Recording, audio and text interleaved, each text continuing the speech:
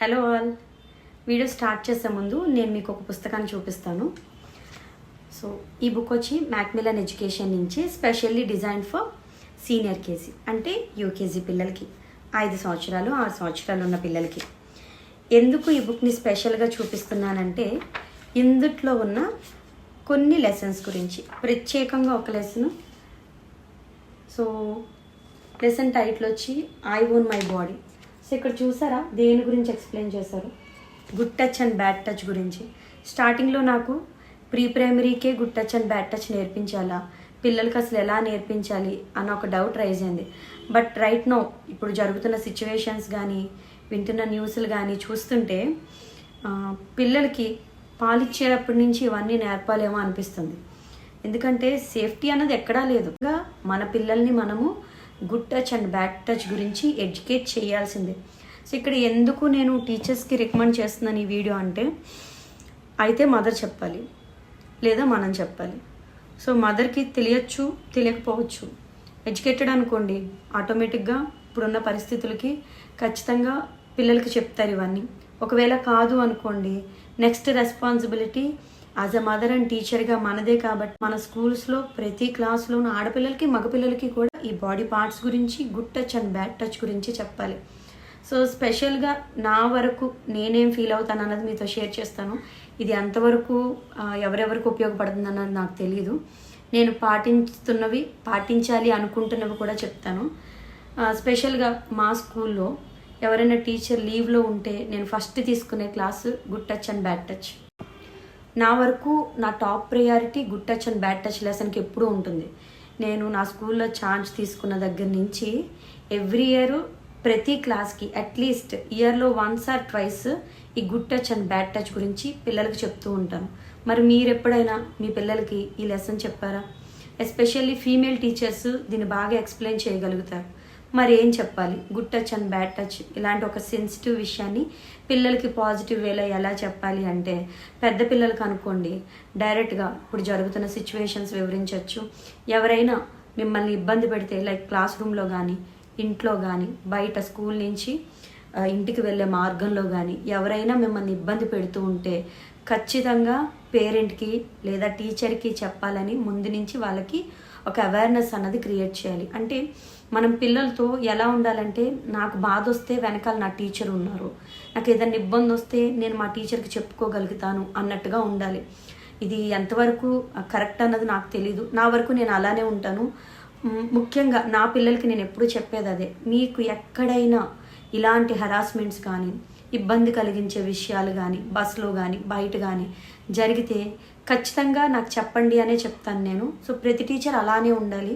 ఇప్పుడు right now ప్రతి ఒక్కరు కూడా రెస్పాన్సిబుల్గా ఫీల్ అవ్వాల్సిన సిచ్యువేషన్స్ చాలా అంటే చాలా మన కళ్ళ ముందు జరుగుతూ ఉన్నాయి. కాబట్టి మీరు కూడా ఒకవేళ మీది మాలాగా ప్రైవేట్ స్కూల్, చిన్న స్కూల్ అయితే మీరు ఏదో ఒక టైంలో మేనేజ్మెంట్ డెసిషన్ తీసుకొని దీన్ని చెప్పచ్చు. సో మనం కూడా మేనేజ్మెంట్కి యాజ్ అ టీచర్గా ప్రమోట్ చేయాలి దీన్ని. ఒకవేళ పెద్ద పెద్ద స్కూల్స్ అనుకోండి, we don't know about that, వాళ్ళు వినొచ్చు వినకపోవచ్చు. బట్ యాజ్ ఎ టీచర్గా మీకు ఎంత పాసిబిలిటీ ఉంటే అంత పాసిబుల్ అయినంత వరకు ఈ కాన్సెప్ట్ని అయితే పిల్లలకి చెప్పి తీరాలి. మరి ప్రైమరీ అండ్ ప్రీ ప్రైమరీ పిల్లలకి దీన్ని ఎలా చెప్పాలి అన్నది నేను ఎక్స్ప్లెయిన్ చేయడానికి ట్రై చేస్తాను. జనరల్గా మీకు ఈజీగా అర్థం అవడం కోసం క్లాస్ అవర్స్లో నేను ఎలా చెప్తున్నాను అన్నది మీకు వీడియో తీసి పెట్టచ్చు. బట్ నా వరకు క్లాస్ అవర్స్లో వీడియోస్ తీయడానికి నేను ఇష్టపడను. అందువల్లే మీకు, ఎందుకంటే ఇది నా పర్సనల్ ఛానల్ కాబట్టి స్కూల్కి సంబంధించినవి ఏవి కూడా ఇందులో నేను అప్లోడ్ చేయడానికి ఇష్టపడను. జనరల్గా నేను ఎలా చెప్తాను అన్నది మీకు ఎక్స్ప్లెయిన్ చేయడానికి ట్రై చేస్తాను. సో నా వరకు ఈ ప్రైమరీ అండ్ ప్రీ ప్రైమరీ పిల్లలు ఉన్నప్పుడు పిల్లల నుంచి ఒక టీఎల్ఎం అంటే ఒక బాయ్ని కానీ ఒక గర్ల్ని కానీ తీసుకొని సో వాళ్ళతోనే డెమాన్స్ట్రేట్ చేస్తాను అనమాట.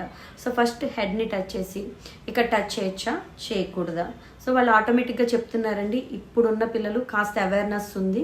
ఒకవేళ లేదనుకోండి, మీరే స్టార్టింగ్ నుంచి చెప్పండి. ఇక్కడ చేస్తే good touch bad touch, so ఇది గుడా బ్యాడ్ అని 1కి 10 సార్లు అడగండి, తప్పులేదు.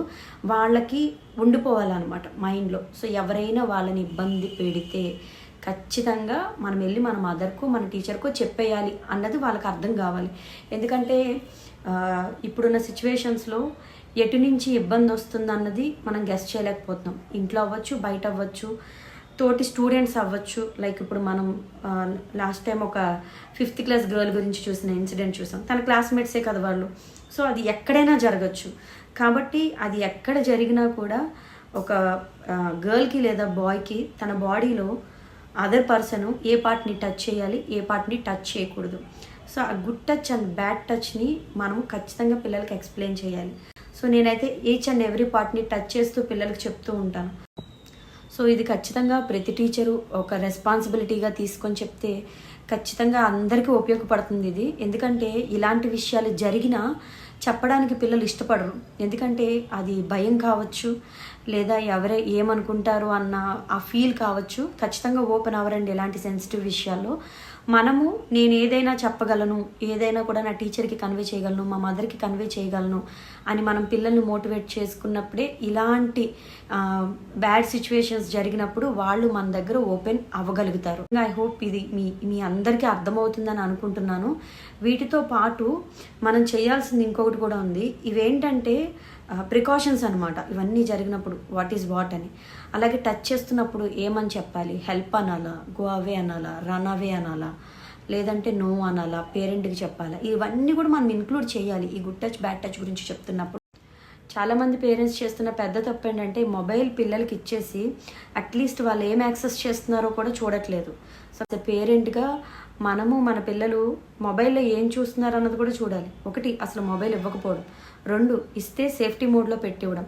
ఇలాంటివి చేయడం వల్ల వీటిని మనము రెడ్యూస్ చేయొచ్చు. ఎందుకంటే ఇక్కడ ఎవరైతే బాధింపబడుతున్నారో వాళ్ళకి నేర్పించే బదులు ఎవరైతే బాధిస్తున్నారో వాళ్ళకి ఇవన్నీ చెప్పామనుకోండి అసలు ఇవన్నీ జరగవు. సో ఇదేంటంటే ల్యాక్ ఆఫ్ అవేర్నెస్ అనమాట. ఈ అవేర్నెస్ మనం అట్లీస్ట్ స్కూల్స్లో అయినా పిల్లలకి నేర్పించగలిగితే వాళ్ళకి అట్లీస్ట్ ఒక సంస్కారం అన్నది ఏర్పడుతుంది అనమాట. పిల్లలు ఒక ఆడపిల్లని నేను ఇలా ఇబ్బంది పెట్టకూడదు, నా తోటి పిల్లల్ని నేను ఇలా ఇబ్బంది పెట్టకూడదు, సో ఇటువంటి వాడి జోలికి నేను వెళ్ళకూడదు. ఇవన్నీ ఎక్కువగా పిల్లలు ఈ ఏజ్లో టీనేజ్లో మన దగ్గరే ఉంటారు కాబట్టి మనం నేర్పించడమే కరెక్ట్ అన్నది నా పర్సనల్ ఒపీనియన్. ఇది ఎంతమందికి నచ్చుతుందో నాకు తెలియదు. ఈ వీడియో చేయడానికి నేను చాలా ఎక్కువ టైమే తీసుకున్నాను. ఎందుకంటే ఇది చాలా సెన్సిటివ్ విషయం. నా వరకు నేను దీనికి టాప్ ప్రయారిటీ ఇవ్వచ్చు, బట్ మిగిలిన వాళ్ళు ఎలా ఫీల్ అవుతారు అన్నది నాకు తెలియదు. సో ఇప్పటి వరకు మీరు ఆల్రెడీ చెప్పుంటే చాలా మంచి విషయం అన్నది. ఒకవేళ ఇప్పటికీ ఎప్పుడు మీ స్కూల్లో ఈ ప్రస్తావన లేకపోతే, మీ ఇంట్లో ఆడపిల్లలకి ఎప్పుడు ఈ ప్రస్తావన లేకపోతే అట్లీస్ట్ ఇప్పుడైనా మీరు దీనికి సంబంధించిన కొంచెం అవేర్నెస్ అన్నది మనం క్రియేట్ చేసి తీరాల్సిందే. ఎందుకంటే మోస్ట్ ఆఫ్ ద కేసెస్లో ఇవన్నీ జరిగేవి సమీపంలో ఉన్న వాళ్ళు, బంధువులు, ఫ్రెండ్స్, ఈ సర్కిల్ వాళ్ళ వల్లే పిల్లలు లేదా లేడీస్ అన్న వాళ్ళు బాధింపబడుతున్నారు. సో ఎక్కడి నుంచో వచ్చి ఎవరో ఏదో చేస్తారు కదా, మన చుట్టుపక్కల ఉన్న వాళ్ళలోనే ఎప్పుడు మనకి ఏ ప్రమాదం పొంచుందో చెప్పలేం. కాబట్టి యాజ్ ఏ విమెన్గా నేను ఎంతవరకు అవేర్నెస్ క్రియేట్ చేయగలను ఒక టీచర్గా ఆలోచించి చేస్తున్న వీడియో ఇది. సో ఇది ప్రిపేర్ అయిన వీడియో కాదు, నా మనసుకి ఏదనిపిస్తే అది నేను జనరల్గా చెప్పేస్తున్నాను. వీటితో పాటుగా ఇంకొన్ని విషయాలు నేను ఏం చెప్తాను నా పిల్లలకంటే, స్ట్రేంజర్స్తో మాట్లాడకూడదు. మీ అమ్మగారు, మీ నాన్నగారు, లేదు మీ బాబాయ్, మీ అన్నయ్య నాకు తెలుసు, నేను తీసుకురమ్మన్నారు ఇలా చెప్పిన, లేదా ఈ ఫుడ్ మీ మదర్ ఇచ్చారు, మీ ఫాదర్ ఇమ్మన్నారు అని చెప్పిన, ఖచ్చితంగా ఒంటరిగా ఉన్నప్పుడు స్ట్రేంజర్స్తో మాట్లాడకూడదు. వాళ్ళు ఏమి ఇచ్చినా తీసుకోకూడదు, వాళ్ళ వెనక అస్సలు వెళ్ళకూడదు. ఇలాంటివి నేను పిల్లలకి ఎప్పుడూ చెప్తూ ఉంటాను. అలాగే స్కూల్స్లో కూడా ఎవరైనా వచ్చినా ఖచ్చితంగా మనం ఫోన్ కాల్ చేయాలి పేరెంట్కి, చేసిన తర్వాతే పిల్లల్ని వాళ్ళకిచ్చి పంపించాలి. సో ఇవన్నీ గ్రూప్ చేసుకొని మనము ఎలా అయితే ఈ సేఫ్టీ అవేర్నెస్ని బిల్డప్ చేయగలమో ప్రతి క్లాస్లో ఇది చెప్తే చాలా బాగుంటుంది. ఎందుకంటే జరుగుతున్న విషయాల్లో పాజిటివ్ కంటే నెగిటివ్ న్యూస్లే ఎక్కువ ఉన్నాయి కాబట్టి ఇది మన వంతు బాధ్యతగా అందరూ దీన్ని చెప్పాలని కోరుకుంటున్నాను. థ్యాంక్ యూ అండి. Thank you for watching.